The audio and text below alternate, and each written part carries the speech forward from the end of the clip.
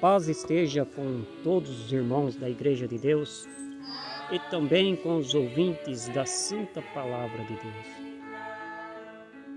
Vamos dar continuidade ao nosso estudo bíblico de hoje, trazendo como título As Promessas de Deus. O verso áureo está em 1 Pedro, capítulo 1, verso 25, que diz assim: Mas a palavra do Senhor permanece para sempre, e esta é a palavra que entre vós foi evangelizada. Objetivo: propor o estudo da palavra de Deus como a forma mais eficaz para se obter o verdadeiro conhecimento. O mundo vive em constante transformação.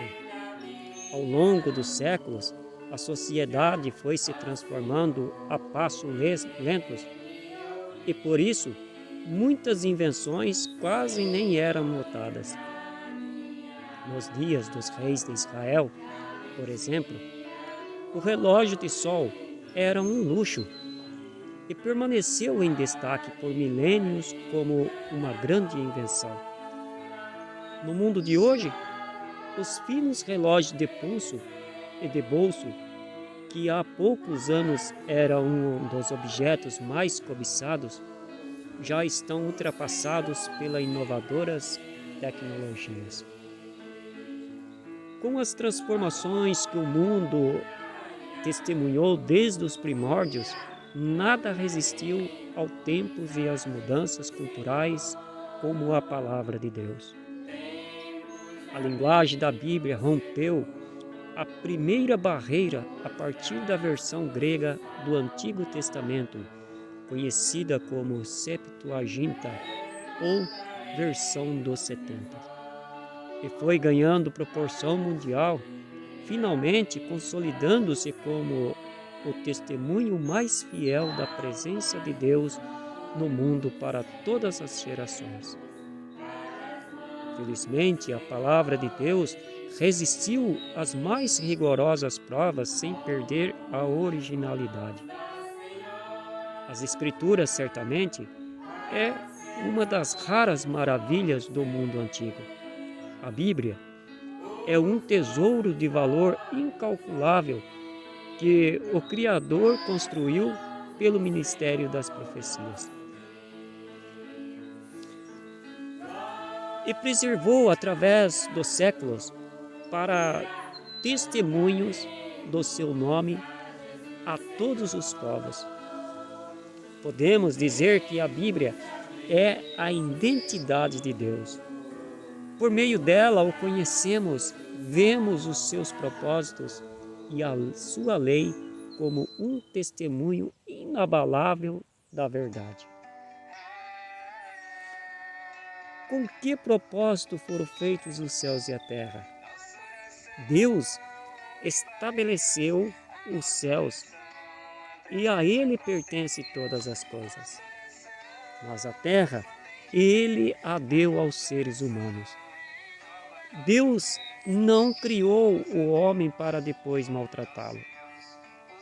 Se todos obedecessem a palavra, não existiria miséria, nem mesmo a morte seria necessária, pois a maldição não recairia sobre a criação de Deus.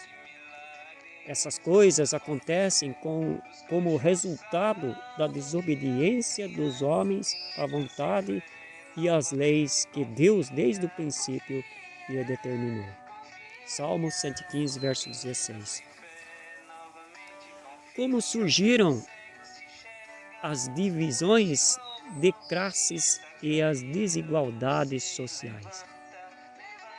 Uma das principais causas dos males que assolam o mundo é a desigualdade social e a má distribuição de renda.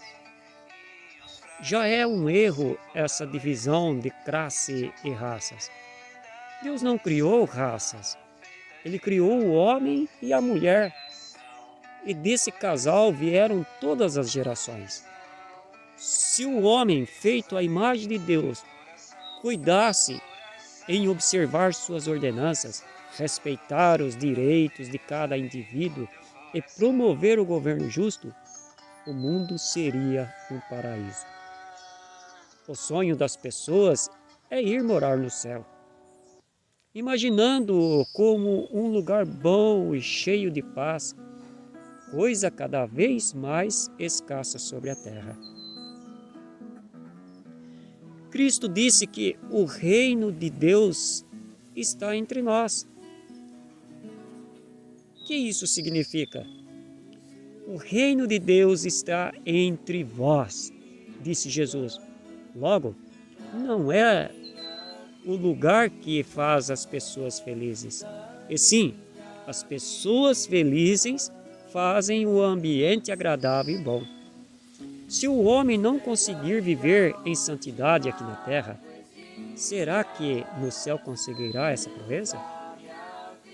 Os seres celestiais obedecem ao Criador e o servem de dia e de noite. Será que alguém apegado a uma vida de liberdades, que não se adapta nem se submete às leis de Deus, nem se interessa por conhecer a sua vontade, sentir-se-ia bem num ambiente de santidade como o céu? Se o ser humano não conseguir ser feliz e agradar a Deus no lugar que Ele lhe preparou, conseguirá agradá-lo em outro lugar?